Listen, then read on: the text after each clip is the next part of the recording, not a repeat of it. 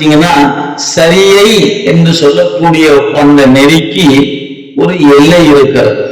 சரியினா என்ன அப்படின்னு கேட்டீங்கன்னா, கோயிலுக்கு போறோம், அந்த கோயிலை கூட்டலாம், விளக்கேற்றலாம், பூ பறிக்கலாம், பூ தொடுத்து கொடுக்கலாம், பெருமானுக்கு கோலம் விடலாம். இப்படி உடலால் செய்யப்படுகின்ற புறப்பணிகள் என்று பெயர் இருக்கு. புறத்தே செய்கின்ற பணிகள், இதற்கு சரியை என்று பெயர். இது பழகி வந்தீங்கன்னா உங்களுக்கு கொஞ்ச நாள் ஆகும் பொழுது அந்த இறைவன் மீது அன்பு இன்னும் கொஞ்சம் கூடுதலாக வரும். முதல்ல நாள்தோறும் கோயிலுக்கு போகணும் ஒரு ஆசை வரும்.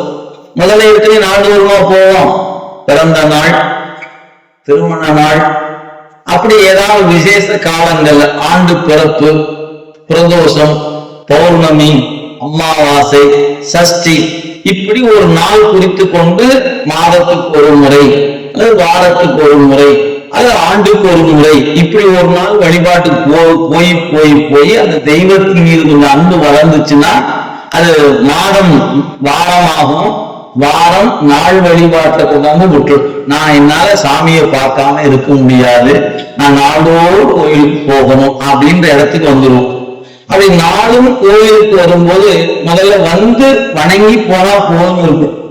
கொஞ்ச நாள் ஆச்சுன்னா சும்மா நான் பாட்டு போறோம், கையெழுத்துக்கு போறோமே, ஏதாவது பண்ணணுமே, 2 பாட்டாவது பாடலாம் தோணும், அல்லது இருக்கிற குப்பை எடுத்து ஓரமா எடுத்து வைக்கலாம் தோணும். இப்படி ஏதாவது ஒரு பணி செய்ய வேண்டும் என்கிற எண்ணம் தோணும். முதல் நீங்க வந்து பழகணும், வந்து பழகினா ஒரு பணி செய்ய வேண்டும் என்ற எண்ணம் தோன்றும். அது பாடும் பணியா இருந்தாலும் பணிதான், கூட்டுகிற பணியா இருந்தாலும் பணிதான். முதல்ல ஏதோ ஒரு பணி செய்யும். இப்படி செய்து கொண்டிருக்கிற நமக்கு ஒரு கால எல்லை கடந்த பிறகு அந்த தெய்வத்தின் மீது இன்னும் கொஞ்சம் அன்பு பெறும். அப்ப என்ன தோணும் கேட்டா, அந்த தெய்வத்தை நம்ம வீட்டுல நாம வச்சு கும்பிடணும் தோணும். இதான் அடிப்படை. அப்ப அந்த தெய்வத்தை வீட்டுல வைத்து வணங்க வேண்டும். நம்மால முடிஞ்ச ஒரு தண்ணி ஊற்றி ஒரு பூவை வச்சு, நம்ம என்ன முடியும், ஒரு கற்கண்டோ ஒரு பொட்டுக்கடலையோ ஏதாவது ஒண்ணு சாமிக்கு ஒரு நைவேத்தியமாக வைத்து அதை மற்றவர்கள் கொடுத்து ஒரு வழிபாடு பண்ணணும் தோணும்.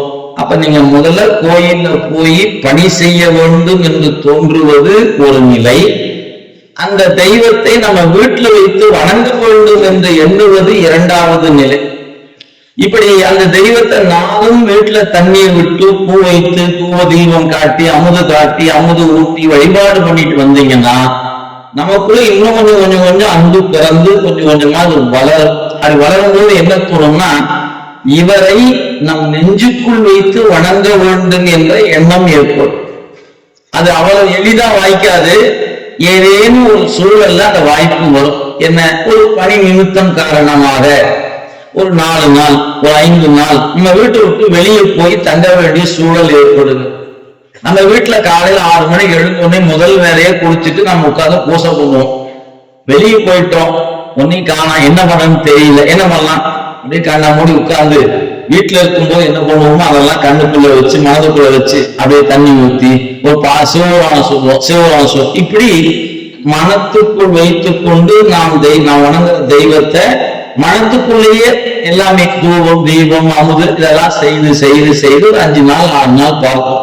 அப்ப வீட்டுக்குள்ள இருந்த தெய்வம் இப்ப எங்க வந்துருச்சு, நெஞ்சு கூட்டுக்குள்ள வந்தாச்சு. இப்படி நெஞ்சு கூட்டுக்குள் கொண்டு வந்து வைத்து வணங்கி வணங்கி வரும்போது இதனால் ஒரு அறிவு வளர்ச்சி நமக்கு கிடைக்கும். அந்த அறிவு வளர்ச்சிக்கு பெயர் தான் ஞானம் என்று பெயர். இப்ப இது படிப்படியா வரும்.